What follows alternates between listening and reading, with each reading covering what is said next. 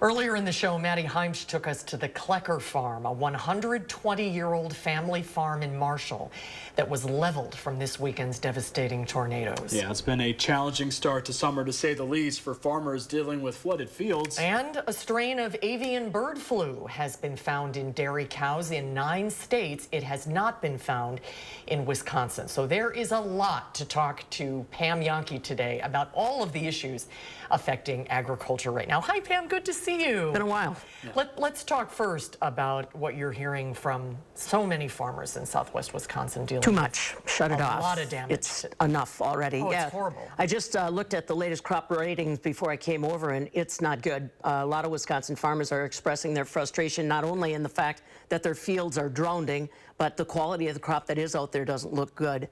And some of the pictures we'll be looking at a little later, we picked up hail in that storm that came through in the weekend, and that's just at a time when the plants are above the ground. So I do my little science explanation. So if a corn plant is above the ground, that's fine, so long as what we call its apical growing point is not damaged by things like hail. So some of the corn is fine, other corn is too far advanced. If that hail comes through, crop's done for the year. That's it.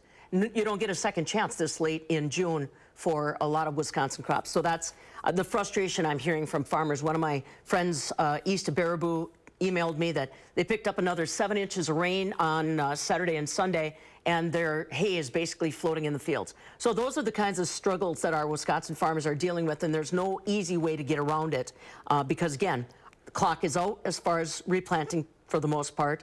Our dairy farmers desperately need that hay as far as part of their feed supplies. So nothing's good right now. And then you couple it with the stories that we've been hearing and sharing with you here on News 3 about the families that are impacted directly. That poor family, a church family in Argyle that watched their 100-plus-year-old church implode. And we're getting all kinds of stories like that from across my coverage area. And that's not just the News 3. Remember, I got 31 radio stations across the state, and I'm hearing it from everybody. You know, you and I were talking during the break. My home farm up in northeast Wisconsin, I didn't plant a thing. Never got a chance.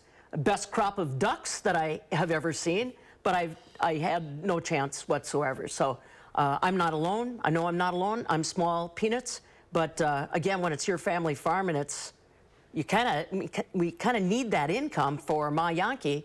So yeah, we're trying to figure out what the next move is.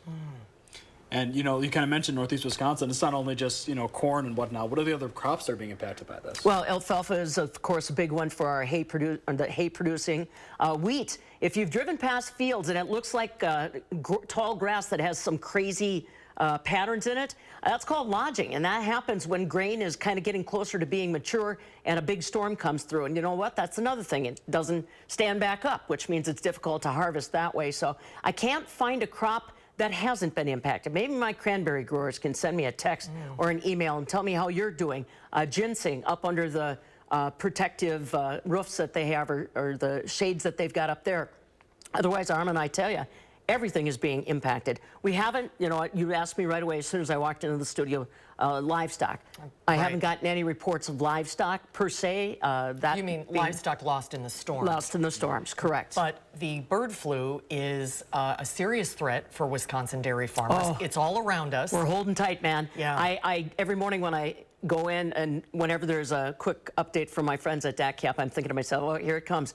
Yes, you're right. Our biggest concern right now is Minnesota, Iowa, and Michigan have had detections of high-path avian influenza in their dairy herds. That is not happening in Wisconsin, but remember, as of last week, was last week through 20, we put into effect constraints on lactating dairy cows. Cows that are milking are the ones that are being tested in Wisconsin. They're the carriers, or they're the ones that first show the potential impact. So, for example, the Elroy Fair happened last week, and those poor folks were on the front end of the testing for avian influenza in dairy.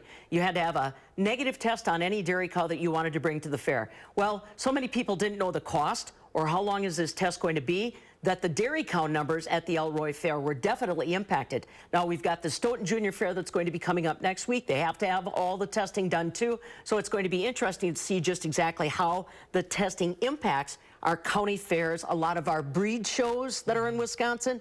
Those are the kinds of things where safety is obviously our best bet. Biosecurity is primary concerns, but it's going to put a wrinkle in things. You know, county fairs, we love them. Yep. That's our vacation. And now there was a girl that was up by the Elroy Fair. She said normally her cows were all ready to go. That's what she was taking. Well, then the testing comes in, so many unknowns, and she didn't have another group of animals ready to go. So she was telling the story, and if you've showed cattle, you know what I mean.